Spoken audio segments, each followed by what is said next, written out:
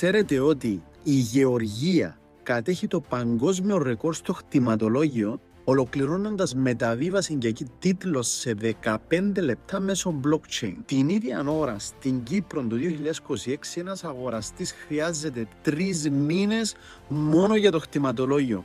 Και αν είναι μη Ευρωπαίος, προσέστε άλλους 6 μήνες αναμονή για μια έγκριση από το Υπουργικό Συμβούλιο. Σήμερα η Κύπρος προεδρεύει της Ευρώπης, αλλά στην πράξη παραμένουμε εγκλωβισμένοι σε ένα γραφειοκρατικό μεσαίωνα. Αυτή η καθυστέρηση δεν είναι απλώς χαρτιά. Είναι ο κλέφτης που σας παίρνει τα λεφτά από την τσέπη, κάνοντας τη στέγη απρόσιτη. Γιατί είναι όλα τόσο λαβύριθος? Γιατί στην Κύπρο όλα είναι γραμμικά. Πρέπει να τελειώσει η πολεοδομία για να πάει στο Δήμο, μετά στην πυροσβεστική, στο χτιματολόγιο. Στην Νότιο Κορέα το σύστημα Seunten, number 1 στον κόσμο, στέλνει τα σχέδια σε όλες τις υπηρεσίες ταυτόχρονα. Όλα γίνονται παράλληλα και ψηφιακά, χωρίς την ανάγκη να παρακαλάς για το αυτονόητο. Ας ζούμε την πραγματικότητα που ζούμε. Μη Ευρωπαίοι αγοραστές, 6 μήνες αναμονή για μια υπογραφή που παγώνει επενδύσεις εκατομμυρίων. Χτιματολόγιο,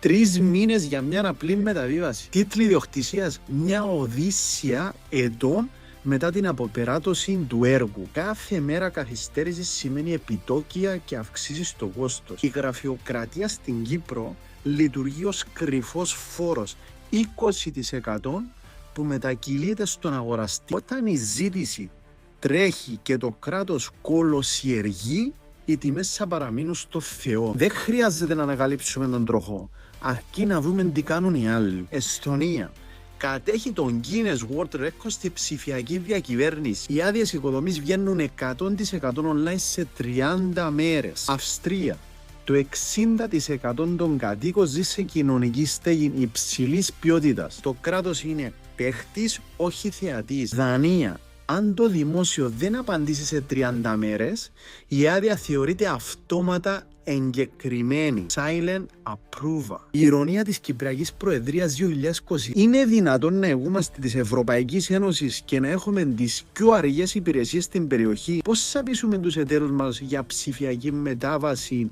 όταν ο Κύπριος πολίτης παραμένει όμηρος διαδικασιών του περασμένου αιώνα? Η Προεδρία μας δεν μπορεί να είναι μόνο φιέστες την ώρα που οι νέοι μας εξορίζονται από τις πόλεις τους λόγω κόστους. Πρέπει ένα μοντέλο Εστονίας και Γεωργίας, τίτλοι και άδειες 100% ψηφιακά. Μετάβαση σε 15 λεπτά για όλους. Μοντέλο Δανίας, σιωπηρή έγκριση αδειών. Αν δεν απαντήσετε εγκαίρως, η ζωή συνεχίζεται. Μοντέλο Αυστρίας και Ολλανδίας, μαζική ανέγερση κοινωνικής κατοικίας και φοιτητικών εστιών σε κρατική γη. Υποχρέωση μεγάλων εργοδοτών, όπως στη Γαλλία, πολεοδομικά κίνητρα για να στεγάζουν το προσωπικό τους και να απελευθερώνουν διαμερίσματα για τον κόσμο. Η στέγαση είναι το θεμέλιο της κοινωνίας μας. Η καθυστέρηση του κράτους είναι κλοπή του μέλλοντος των παιδιών μας. Εσείς πόσον καιρό περιμένετε για μια υπογραφή? Γράψτε το στα σχόλια για να ακουστεί επιτέλους η αλήθεια.